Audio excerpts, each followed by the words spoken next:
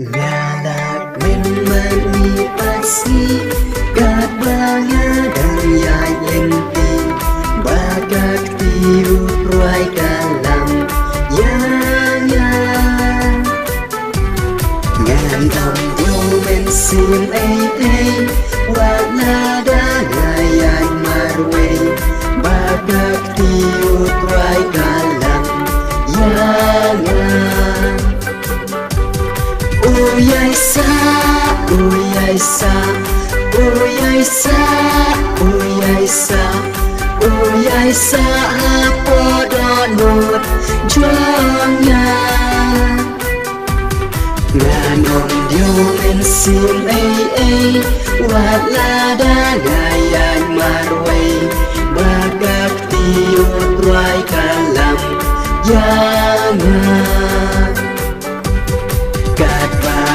Puson kuni Shisha nga siyam halade Bau trayo ichisha Yanga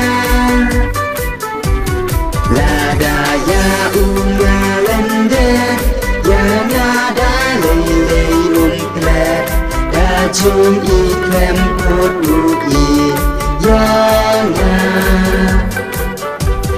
Uyay sa, uyay sa, uyay sa, uyay sa, uyay sa podonot jonga.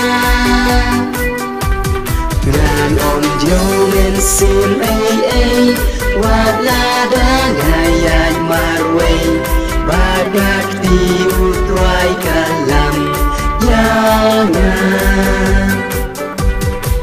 Syabadon gajing it Hanta ken udon ublay Namar ublay ulong ka jing in Kata sing kapapile Aiway ibarit Ya kata ken mau yang pile Uyay sa, uyay sa, uyay sa, uyay sa, uyay sa podonot jonga. Nganom diumen sim ay, wala da gayan marway, bagak tiut roy kalam yanga.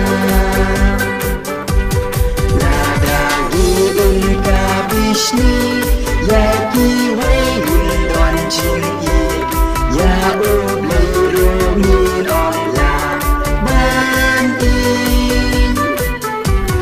Ladang isi iway isi roya ublay Damar ublay upaw ibrun Uyay sa Uyay sa, uyay sa, uyay sa, uyay sa podonot jonga.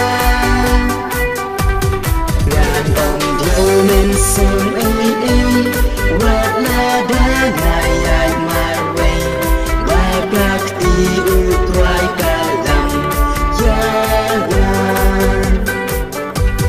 Kaning toy ayu yani Kajing nang jing strat bertay Lumi duan kabor lekam Ella